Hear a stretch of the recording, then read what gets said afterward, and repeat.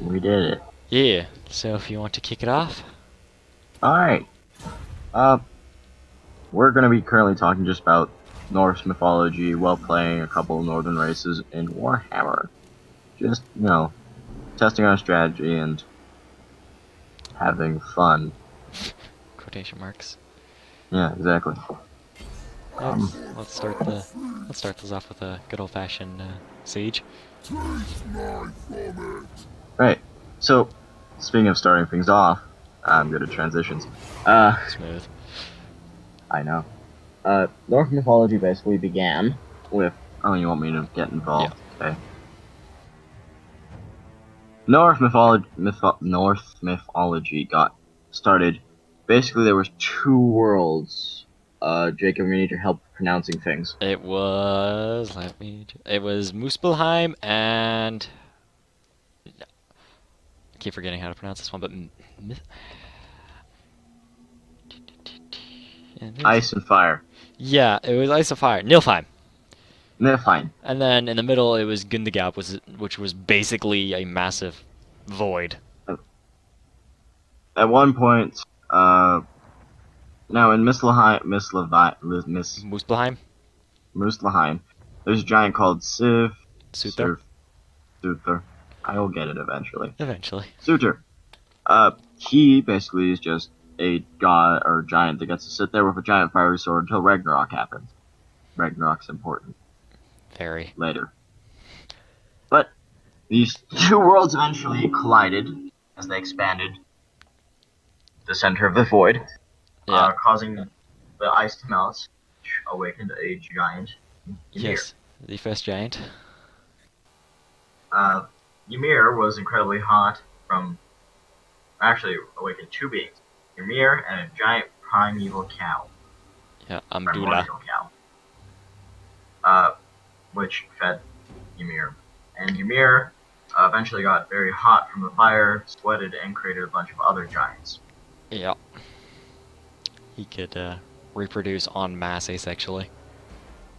It was interesting. There's a lot of giants now because of that. Yes. Like, too many to count. Like, at that, to a point where it's a major part of Norse mythology. Yeah, to the point where the gods Thor are can go on a constantly killing spree and their numbers don't dwindle. Yeah. Just constant massacring. Yep. Now, anyway, that brings us to the point that the primordial cow, was basically licking the ice one day until she released a god named, I believe it's Bor, yeah? Bori. Bori. Yeah, that's They Bor's all start father. with B's. He eventually, I believe he mated with one of the giants, or just Yeah, gave he married birth. one of the giants. Married one of the giants and gave birth to Bor. I'm in charge of units. Why did you give me in charge of units? Cause I have to talk and... Oh, you can do boy. both.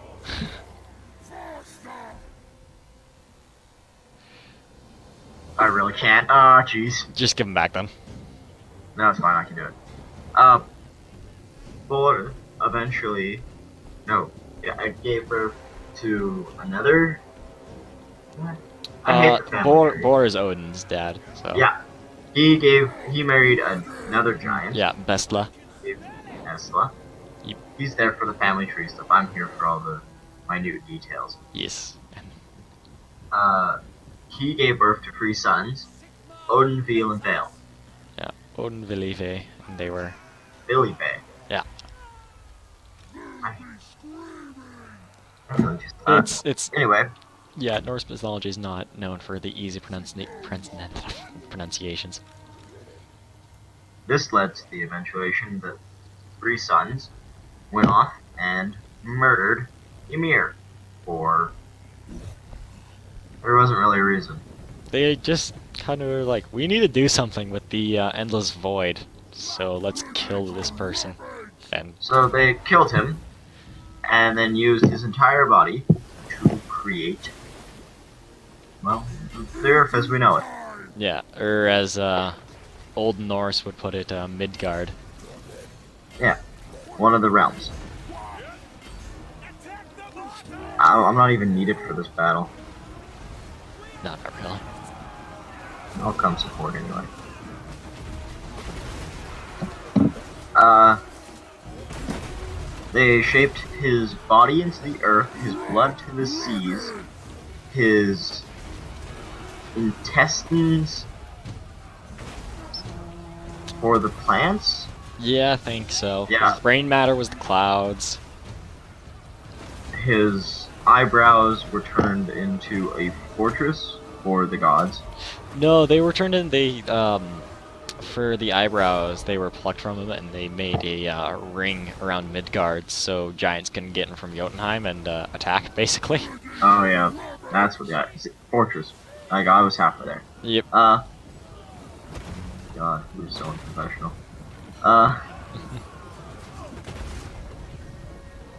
They just massacred his body and turned it into a planet. Yeah. Most colorful they also description of creation ever. Eventually, maggots formed in his body, and then Thor, Vili, and Ve gave these maggots life in the form of dwarves. Yeah. They turned a ashwood tree and a willow tree into a human. Each gave them a gift, which was Odin gave them strength and something. Remember? It was free will. Free will, strength and free will. Vili gave them passion and intelligence, and Ve gave them clothing and all their kind of senses. He kind of just showed up to the party afterwards. Yeah. That's the basics the of first two humans' names were Ask and Embla, which is ash and willow. Yeah. Very, very literal meanings in Norse mythology, because Gindagat means massive gap, basically.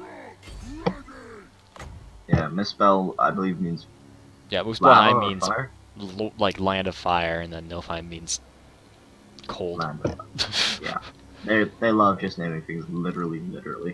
Yeah. It's great. No, because you're done with the battle. Yep. Not missing much from the creation story. No, that's kind of the main creation of Midgard, because for how it works, Iskardale just existed before, like, during this, and so did the other 9 realms. They just weren't really accessible pre-Emir slaughter, so they it wasn't until Heimdall and the Bifrost that they were able to travel. Yeah, so that's when everything kind of became populated. So like, the elves went to Elfheim, and the dwarves went to Asgard. The dwarves went to Niflheim, I think. Yeah. And then there are 2 tribes of the gods, so the Asir and the Vanir. The Asir are Thor, Odin, Loki, who's a frost giant, but you know, it's cool. And he's Odin's blood brother, and rather than one of Odin's like stepsons. So he's gonna get through this presentation. Jake's gonna constantly talk about how he hates Marvel. Yeah. And wishes that, you know. Yeah, pretty much. Marvel does everything wrong considering Norse mythology. But Roman hates. Yeah. And yeah, so the Vanir went to Vanaheim. Very, very original, I know, but they were the more agricultural gods, and they kind of focused more around magic, whereas the Asir were the let's go smash that with a club type of people.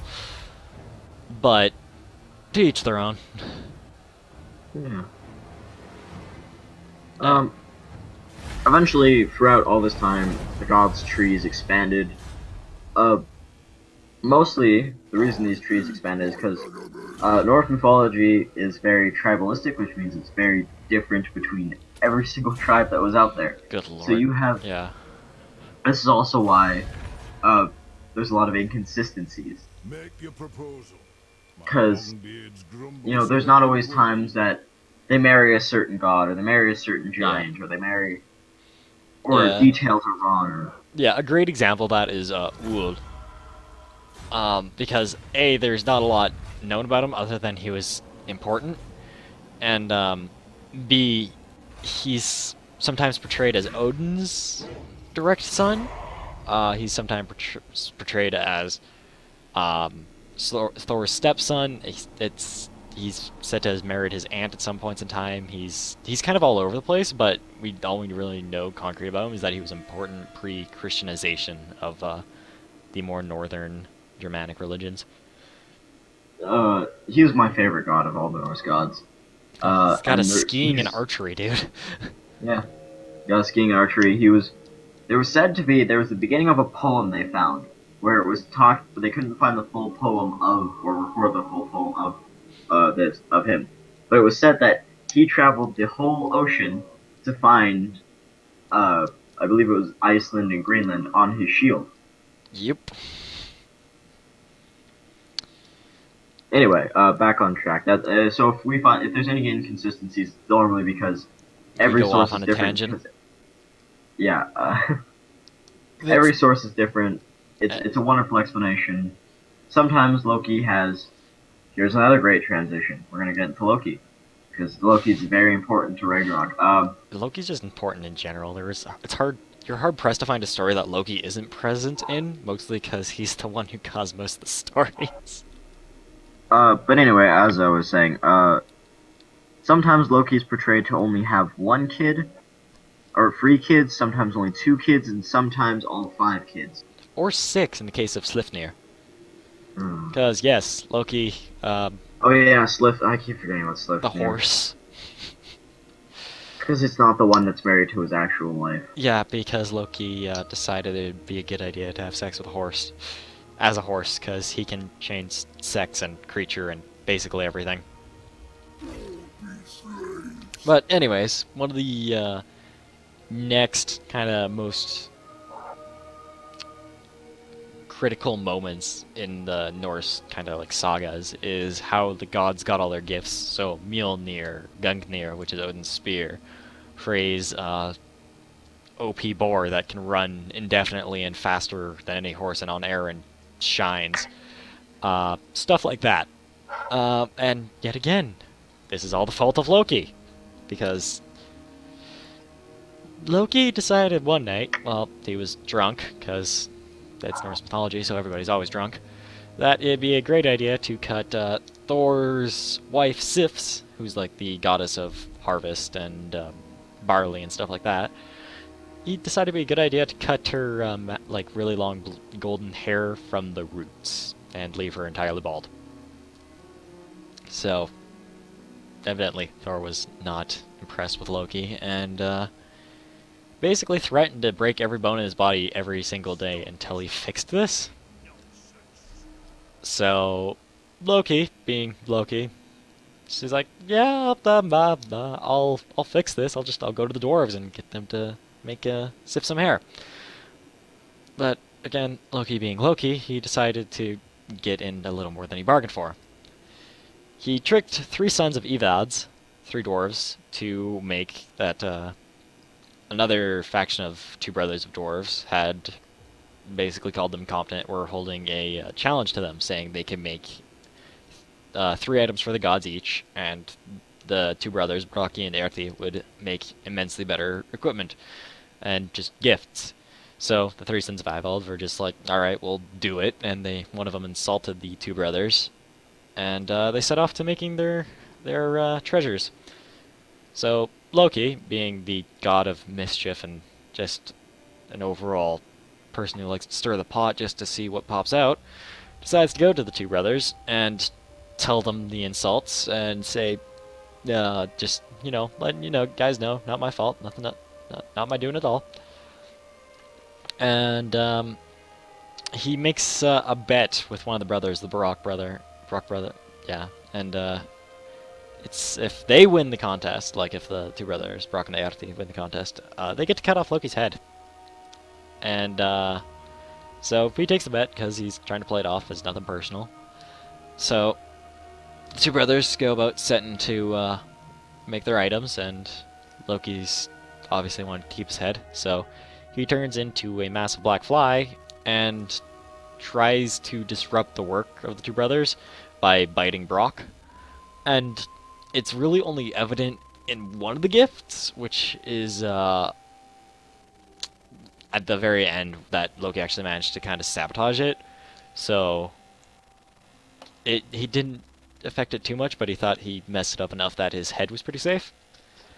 So in the end, they bring the gifts back to Asgard, which is now much more highly populated and has a wall. And Loki presents the three gifts to the three gods who will be the judges of the gifts, and whoever makes the best wins the contest. So the three judges are Odin, Allfather, Thor, who's there because his wife lost her hair, and then Frey, who's part of the Vanir. And he's the brother of Freya, and they just called him because the two siblings are pretty high up in the Vanir hierarchy.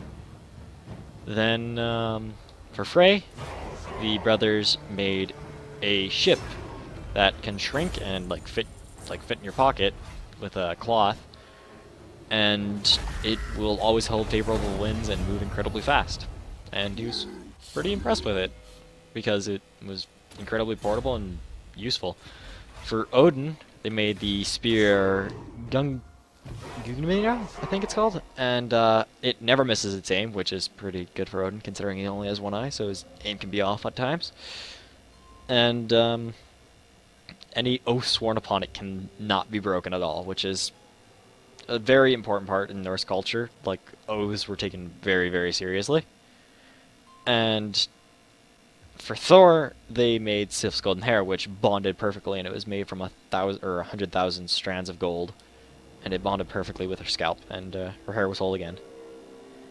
And then Brock and Ertri made the set of three gifts. For Frey, they made the boar that's called Golden Bristles, and it can run in the air, run in the water. It can pull. It's supposed to pull Frey's chariot, and the light from it never fades.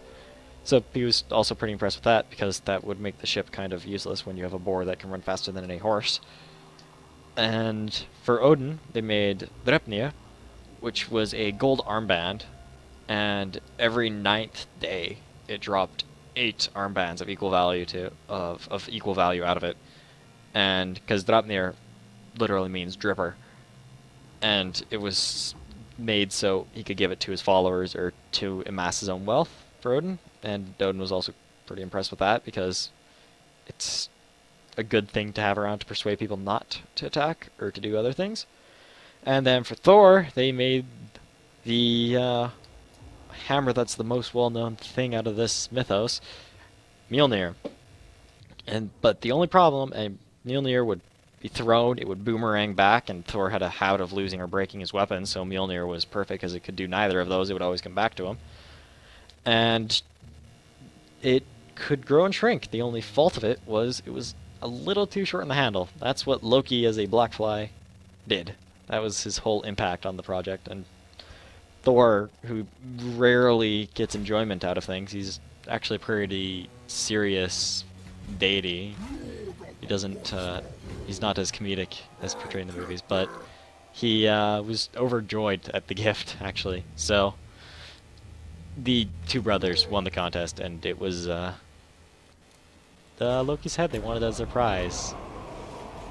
However, Loki, again being Loki, was snub about it and basically said, "Alright, but you can only cut my head, because you never agreed to the agreement, never said you could cut my neck."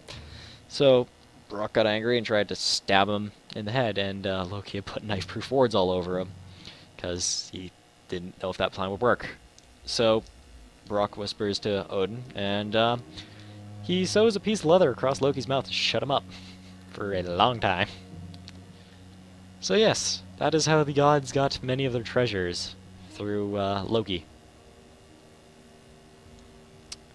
So, Keegan, if you want to go. Alright. Little technical issue. Yeah. Alright. We're moving on to the precursors of Ragnarok. Yes, the two main ones being Fenrir or the bounding of Fenrir, the bounding of Loki. Actually, before even the bounding of Loki, Just Loki the having a death, fair in general. the death of. Oh no, Yeah, Balder. Balder! I did it. Yes, the sun god, basically who everybody loves because it's the sun. It keeps you warm. And he was actually a pretty good guy. He was one of the humblest and wisest gods, so everybody kind of liked him. All right, to start this, I'm gonna explain just Fenrir because I really love the story of Fenrir.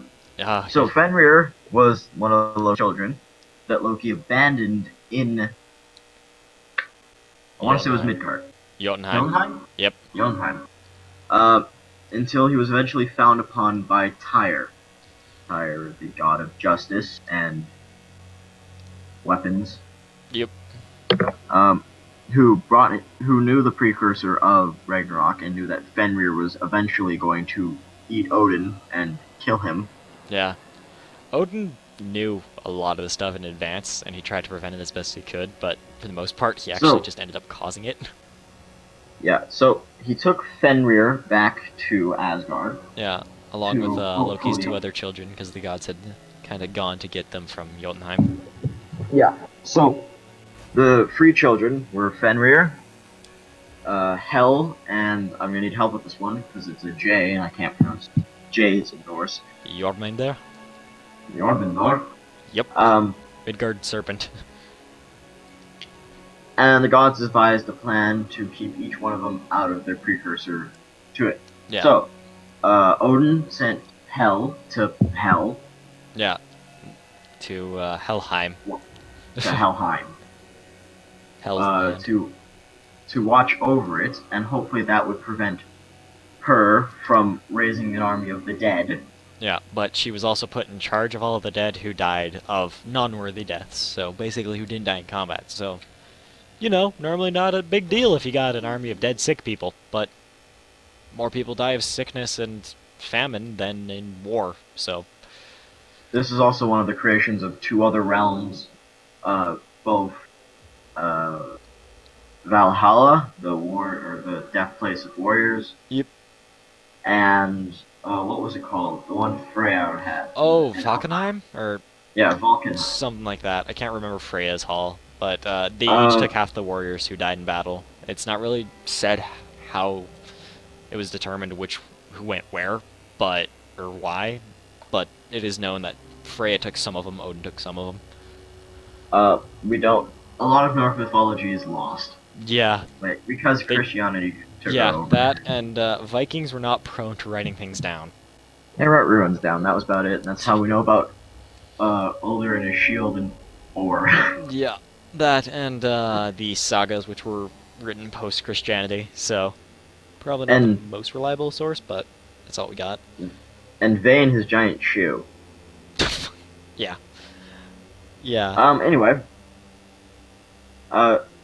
So anyway, where is it? Oh, they sent Hel to deal with all the dead that were unworthy, so she wouldn't raise an army of the dead. Yep.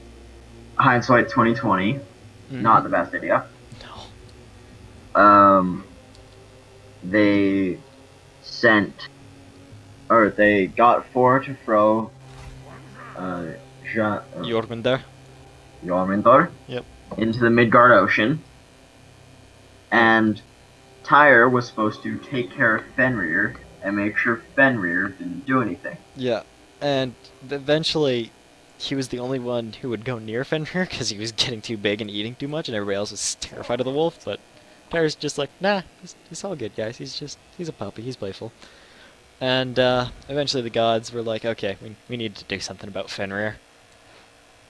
So they contacted the dwarves about being able to create a chain that could hold Fenrir. Yeah, and this is after having, like, 2 chains tested on them that the gods themselves could barely lift. So they were kind of desperate times for calls for desperate measures, which is generally when the dwarves get involved in anything. They, with this, they got all of their, like I said before, they got all the chains, and they got every different type of chain to try to hold Fenrir, and would cheer and applaud every time Fenrir broke a chain to hopefully trick him into believing that this is just a test of strength and they're not actually trying to bound him. Yep. Until the dwarves made their chain, which was made of the beard of a lady, Yep. the breath of a fish, Mm-hmm. The Roots of a something mountain. it was the roots of a mountain, Spittle of a bird. and the noise of a cat's Footsteps. walk or footsteps. Yeah. And these are all things that you don't really see existing, or like weren't commonplace, so everybody just assumed they weren't existing. And so the dwarves, being all magical, basically took these out of nature and said, we're going to make chains out of these. So that's why you don't see them in modern day. So, Fenrir, feeling that he was being deceived, Because the chain was like a silk ribbon that was not very thick, so he's like, what is this crap? I'm not going to be complimented on this. feeling like he was going to be deceived, asked that one of the gods place their hand in his mouth, and that if they were lying and wouldn't let him go if he couldn't break the chain, that he would take their hand. Yep. None of the gods did, except for Tyre, as a sign of goodwill and trust, put his hand inside Fenrir's mouth. The gods put the chain on the wolf, on Fenrir, refused to take him off. Fenrir bit off Tyre's hand, and now Tyre is handless. In some stories, I love this about him, in some stories it is said that he has a hook for a hand, and other times he has a statue of a wolf on his hand. Yeah, he's got like a wolf's mouth. But yeah, they tied him to a mountain, and somebody decided it'd be a good idea to stick a sword in his mouth so he couldn't bite at anybody who walked by. So he looks like a cave coming out of, or like because this lava stream makes it look like a river flowing out of a cave of mountains. This is actually it's actually a river in Sweden. I don't remember the name of the river, but Yeah, it is but a it's river in based off Sweden. like a river in Sweden. This brings us to our next point in Ragnarok, which is... Oh, boy, all my units are dying of attrition. Hold on. Chaos, Yes, the goddammit. next main event is the death of good old Balder, Odin's favorite son. This was... Balder was having nightmares that he would die and Ragnarok would begin. Yeah. So, out of... He told Odin, and he told like all the gods, and then Odin told Frigg, who was his wife, and Frigg decided it'd be a good idea to basically get life insurance for Balder and make everything swear not to hurt him. She got everything to swear not to hurt him except for the mistletoe. Yeah. Because it was so small and harmless. Yep. So, Loki, upon hearing this, and Yeah. being the trickster bastard, Yeah. went and found a mistletoe plant, made a dart out of it, and threw it at Balder's head. Yeah, he gave it to Balder's brother Hod, the blind god Oh, of sorry, cold, yeah, it was... and sorry, told him where yeah. to aim. He threw it, and Hod's like, "Why isn't anybody cheering?" And then Balder crumpled to the floor and died, and Hod didn't even know what happened. This is also because the gods were basically having a fun old time throwing things at Balder because Balder couldn't die. Yeah, so Hod was feeling left out because he's blind, and nobody gave him anything to throw because he might hit them. But yeah, Loki gave him something to throw, and the gods kind of knew it was Loki.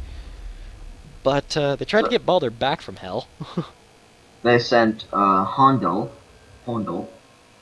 which is one of Odin's really mentioned sons. Yeah, nothing's really known about him. He shows up in a couple stories, but he's not really. Generally, if somebody shows up and you don't know who they are, they're either A, somebody who had an affair, or somebody Odin had an affairs with son, or they were licked into existence by the cow. Yeah, it's generally how we look at it. Yeah. Oh yeah. So, he was sent with Thor's chariot down to Hel to go negotiate with Hel in order to release Balder. Because if she released Balder, Ragnarok would never happen. Yeah. And she's like, yeah, sure, if you get literally everything ever to agree that it's a tragedy that Balder's dead. So, poor old Odin's son went out to do so. He was pretty successful until he ran into a giant named Reva Ra, which was actually just Loki in disguise. Who said, yeah, good, he's dead, never liked him. And so, he'll never release Balder. Knowing that Loki was the trickster and probably the giant, Heimdall, Odin, and Thor went out to find him. Yeah, and Loki had to Kislevyr, fight. who was made in the Azir Vanir War a while ago, but he only Supposed to be shows the up in a couple wisest. stories.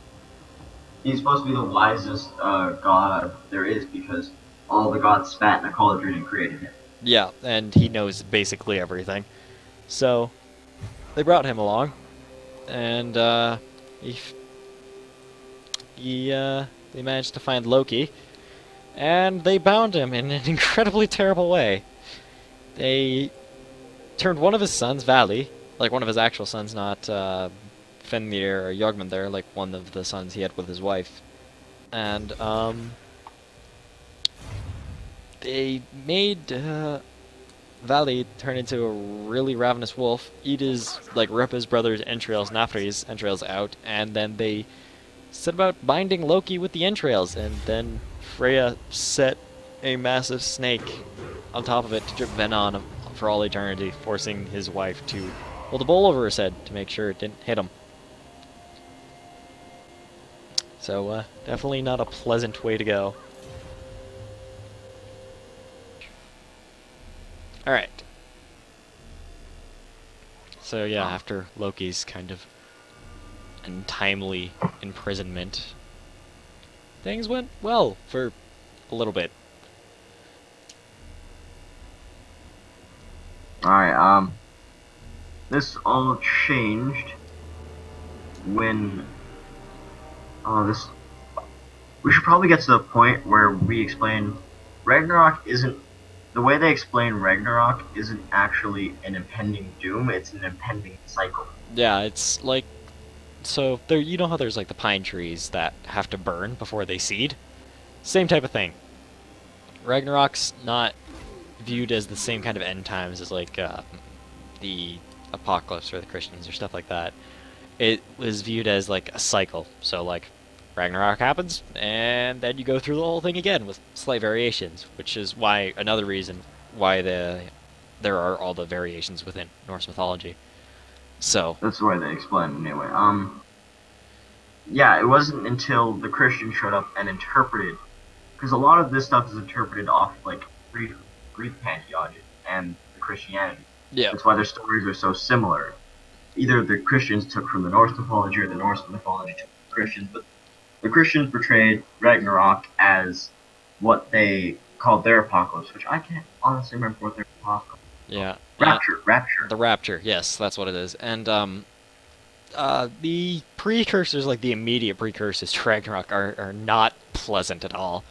First of all, it's the coldest winter to have ever happened, and this is coming 3 years from straight. Scandinavia for 3 years straight with no break. And eventually people just start going feral and killing everybody, so it's not good times in Midgard. Everybody dies. And Jormungandr basically poisons the air. So, it's not a pleasant time to be alive. And, then the other two main ones are that, Loki breaks free, and then Fenrir breaks free, and the sun and the moon get eaten by the wolf. Because Fenrir at this point is so massive, he can run his jaw across the ground and eat the friggin' sun. So, yeah, those not pleasant signs. But Back. yeah, it's That been Loki and yeah, I did the Loki and Fenrir thing, but yeah, I know. Loki. There's two ways that Loki and Fenrir normally get out, or a couple ways. yeah, One is that Nidhogg, a dragon who's that lives in Helheim. yeah, Helheim slash at the bottom of the world tree, Iskadale, and he gnaws at the roots, and in Helheim he basically eats criminals. So it's very interesting, but he is essential to Ragnarok in part. because he causes the Earthquake, because he not finally gnaws through the roots yeah, of and kills the and great kind of tree. like injures Iskadale to the point where it can't sustain order within the Nine Realms. That's the one way that they get out. Sometimes in other stories, it's told that just because Ragnarok, the three winters happen, that earthquakes also start to happen. Yeah, because Loki broke free, so the poison's hitting him. So every time the poison, like, and this is how Norse earthquakes, or like how the ancient Norse thought earthquakes happen, is every time the poison hit Loki's skin, he'd move and like toss and turn so much because his wife would have to empty the bowl that the poison was in. So he'd move and toss and turn so much it would cause the earth to shake. That's one way they get free. The earthquakes, the Nidhogg chewing through the roots. There's another way, but I can't remember. Yeah, there's a few ways they kind of elaborated on Again, earthquakes. uh, yeah. So that's how they end up getting free. When they finally do get free, they immediately go to Suter, and they start the actual battle of Ragnarok. Yeah, they basically start conscripting all the giants because Loki's a full frost giant in this one, not like a half frost giant. He's the son of Laufey, who is one of Ymir's like first kin, and he is not pleased. So Loki, Fenrir, Jotmundur, and Hel all have a great old family reunion. Hel bringing her entire undead realm with him, and say, let's go get the extended family, get all the giants, and then let's go sack Asgard because we don't like those people.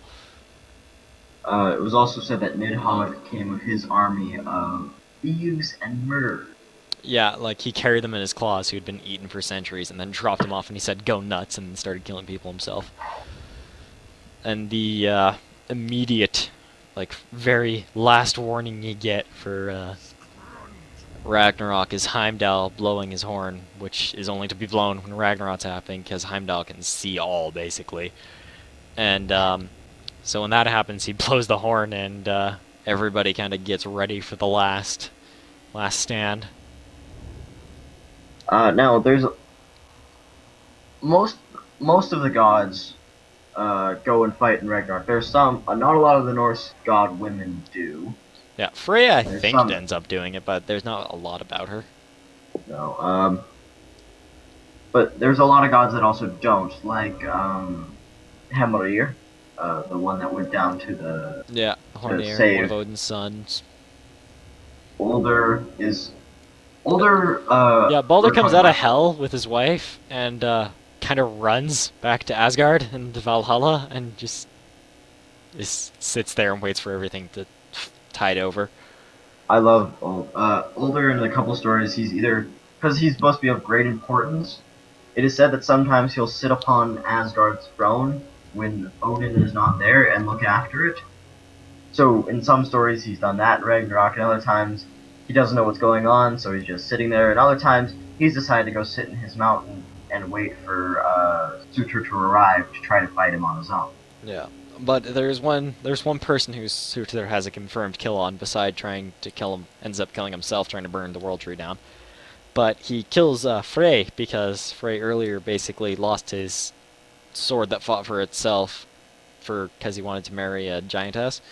And then he had to fight Surtur with an antler and lost miserably. And Surtur then went up to Ysgardil and bathed everything in flame and ended up killing himself. So long wait just for kind of a suicide run.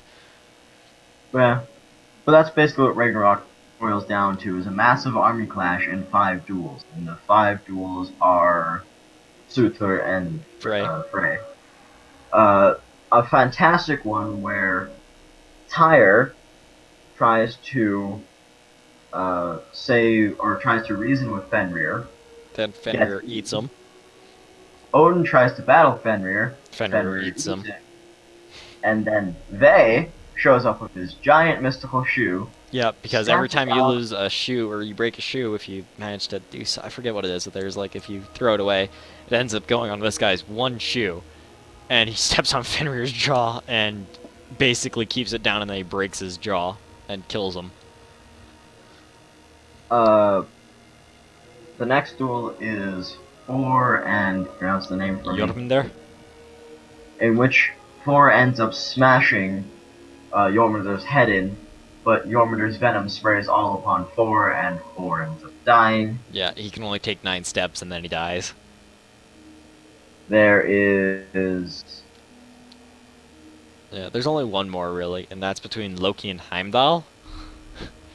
And the two end up killing each other, as is what most things happen in Ragnarok. A lot of people end up killing each other, and a lot of people just don't get talked about. Like, we have no idea what happens to Hel during Ragnarok. Nidhogg just is said to fly up and wreak havoc. Stuff like that. There's a lot of characters who we don't know what happened to them. But Loki and Heimdall end up killing each other, but Loki refuses to die until he sees everything burn, and Heimdall refuses to die until Loki dies. So they basically have this stalemate where both of them refuse to die, and then Loki sees like everything erupt into flames, and then he dies, and then Heimdall dies like immediately after. Because that's how death works. Yes, because that's how God's deaths work in this. And then after that, Balder, all of Thor's sons and daughter, walk out with a couple of Odin's sons and a bunch of the other gods who kind of just chilled in didn't fight. Asgard. Oh, kind of. They end up freeing. It's either said that they end up killing Hel, or they end up convincing Hel to release everybody. Everybody. And then they recreate the Earth, and then it starts over again. Yeah. Or recreate one specific instance of it is they find chess pieces in like the buried grass where Suthra burned, but it's been like renewed because there's no chaos anymore. Like all the chaotic forces, like forces of evil, are all dead, so everything's like super nourished, and they find chess pieces of each and every one of the gods and giants and everything, and they all put them on a chessboard, and the game starts again, which is one of the more interesting ways Ragnarok kind of restarts. But yeah, there is the other way that Ragnarok restarts, where it is just the gods that survive and whatever's left, in which Nidhogg actually becomes the primary force of chaos in the world. Yeah. And I believe it's Bor. I don't remember if it's Older or Older who becomes the primary force. I think it's Balder, because he's kind of one of the wisest living god that's left. Yeah. Because at this point, Kisleir, who's literally the most omnipotent thing in Norse mythology, has just vanished, never to return. And yeah, that's all we know that happened to him. But so at that point, I believe Balder is kind of elected as the new High King, in the one where it's just the people who are left. But yeah, I do believe that it quite nicely sums up the more critical points of the Norse mythology timeline. So yeah, thank you for watching, and hopefully we'll be making a few more of these.